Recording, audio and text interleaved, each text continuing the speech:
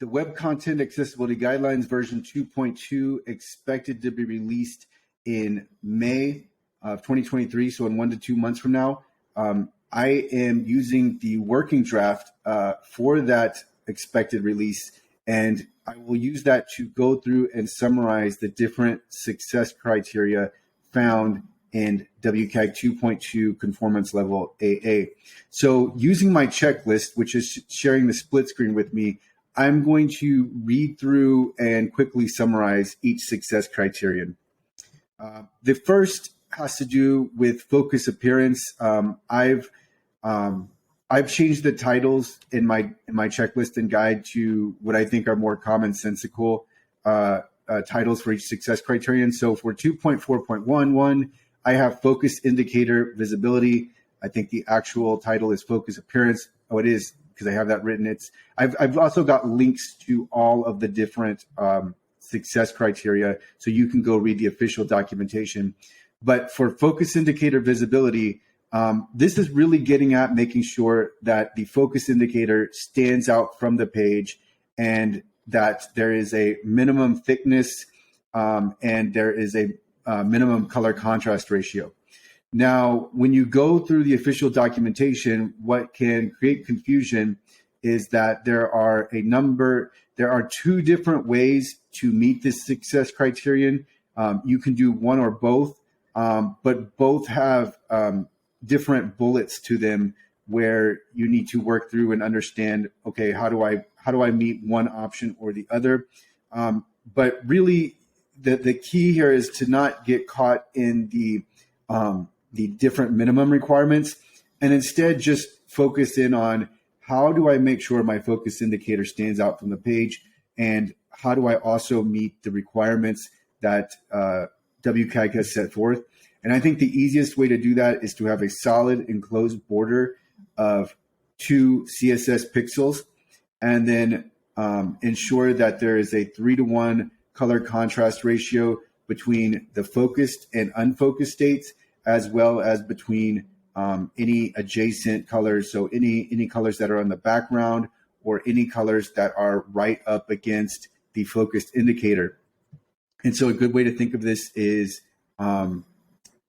with having a box and then, or not having a box, having a rectangle. The rectangle is black, but the button is dark blue, and there really isn't sufficient color contrast to make it stand out to where the focus indicator is indeed focused in on that element. So with this success criterion, we're just making sure that the focus indicator does stand out. And then on the next success criterion, it's focused elements are visible, and this is 2.4.12. And so all this is getting at is making sure that when an element does receive focus, that it's not hidden behind anything. So think of sticky footers and sticky headers, because those are fixed in place.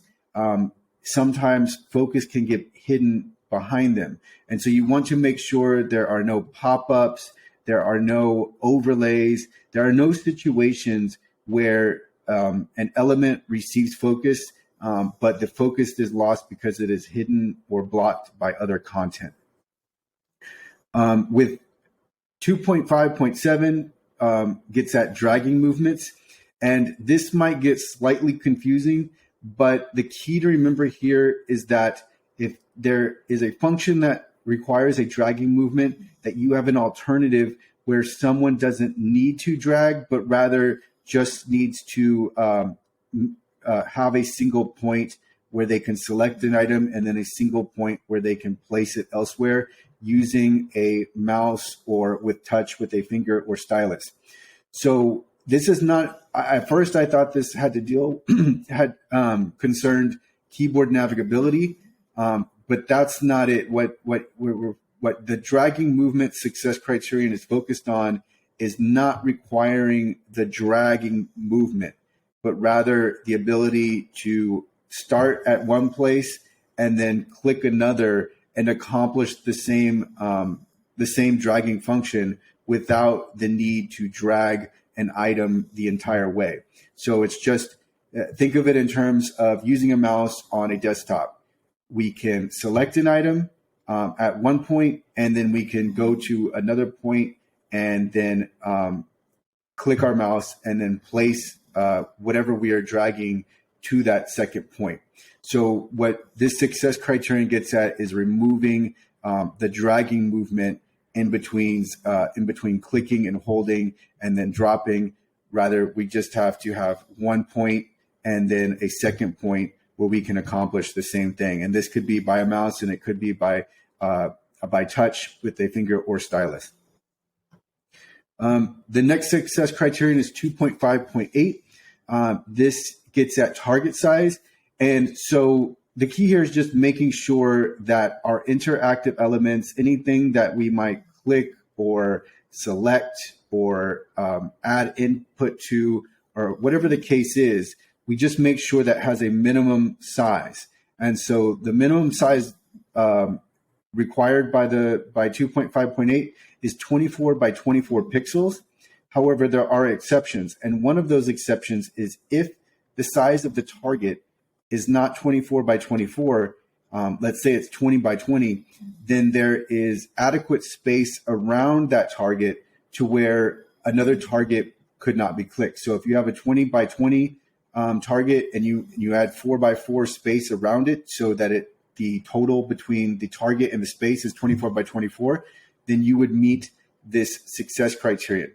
And there are other ways, there are other exceptions to this 24 by 24. So for example, a text link in a sentence would be an exception, or if the target spacing is essential. So think about how pins in a map can be close together. Really, there is no room to space those out. So that would be an exception.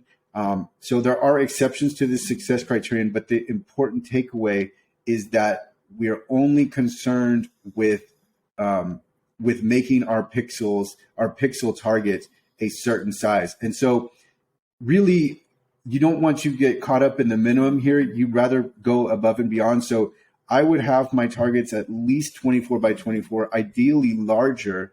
And that way we can avoid the exceptions, and we can avoid any possibility where we don't meet this threshold. Because not only is it helpful for accessibility, it's just overall a better user experience when targets are easy to click. So think about when you're using a phone and you're on a website. If you have larger targets, it's easier to touch those targets and activate them. And what we want to especially make sure that we don't do is that we don't have targets that are close together and one is mistakenly clicked or selected when another was intended. So that's all what 2.5.8 is getting at. And then with 3.2.6, I think most websites are likely conformant with this success criterion. I have the title as help options consistent. So whenever you have help available, you want to make sure that it is available in a consistent and a predictable manner across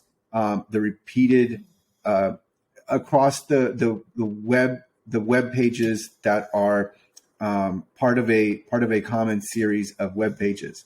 So you don't have to have every page have the same help at exactly the same place, although that could possibly be ideal. But on the pages that are alike and have a common purpose, then you need to make sure that your help options are available in a similar, predictable, and consistent manner throughout. So let's take an e-commerce website. With product pages, we know product pages are going to be a part of they're going to have a common purpose. So we want to make sure that if we do have a support link on those product pages, the support link is going to be in the same place. Similarly, if we have a chat bot, we want to make sure that that chat bot is in the same place, or it's not missing on some pages, but there on others. Or if we have contact information, that contact information is located in the same place, or at least similar place relative to the order of the pages. It's not with the web content accessibility guidelines.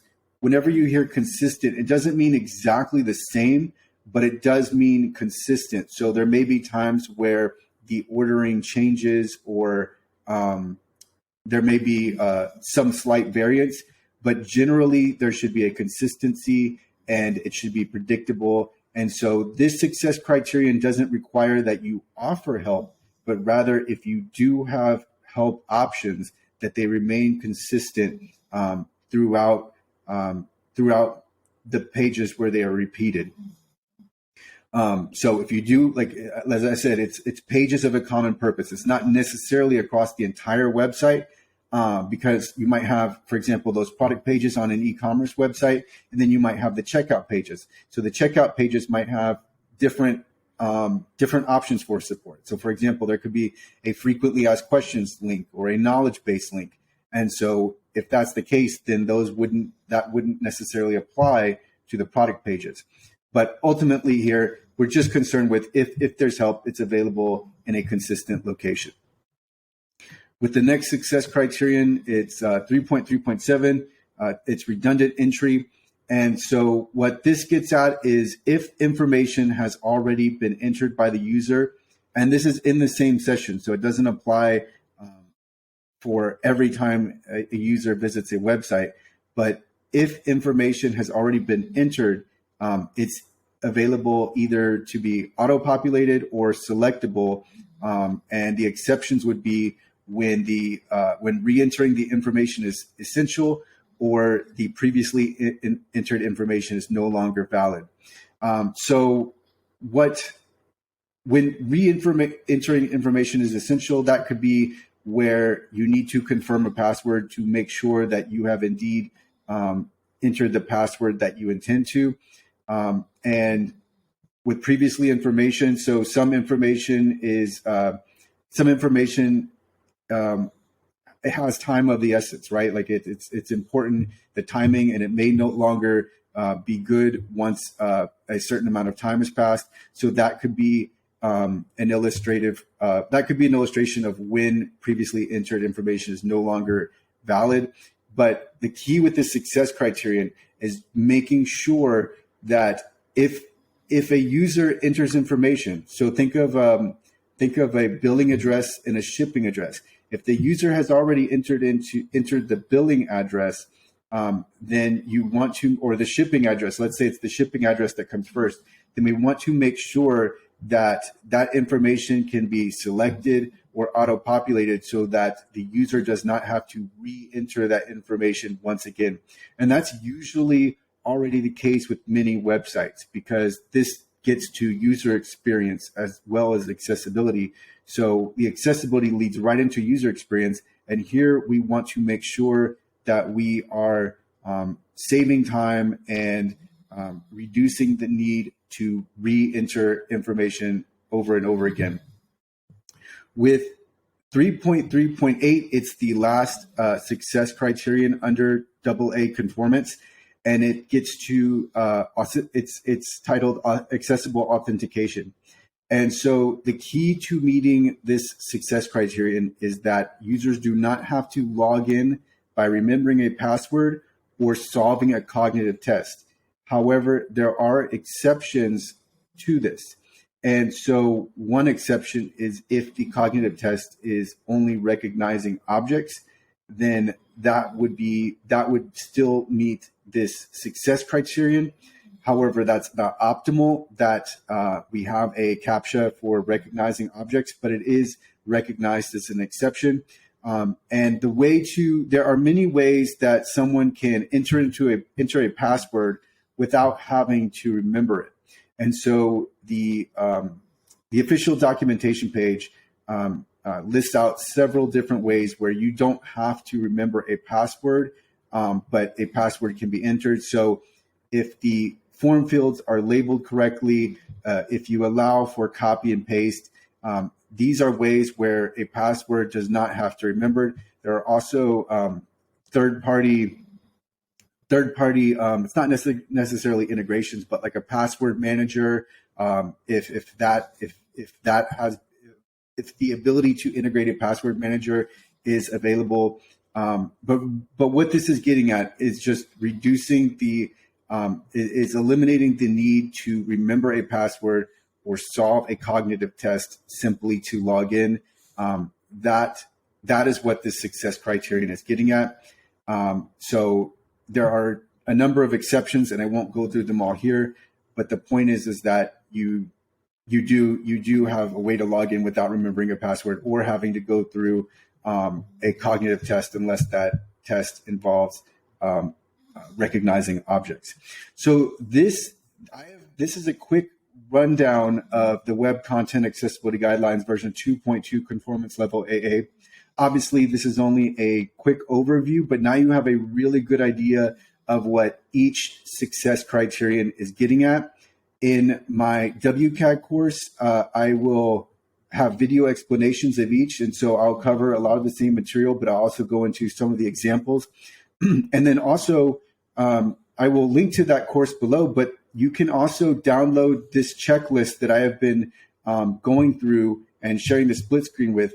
You can download this checklist at accessible.org as well as my guide. So with my guide, I expand upon these initial summaries, and I provide examples, and I also have a section where I go and have a plain English explanation written out. And then with the course, what I'll do is I just have that feature available by video as well. But the course is going to include all of the success criteria. So it's going to include 38 success criteria in 2.0 conformance level AA. And then it will also include WCAG 2.1 AA success criteria that were added. So all of the links will be in the description below, but this is what you can expect as long as the working draft remains in place for 2.2 AA and carries over to the official documentation. If there are any revisions, I will note those below in the YouTube description as well.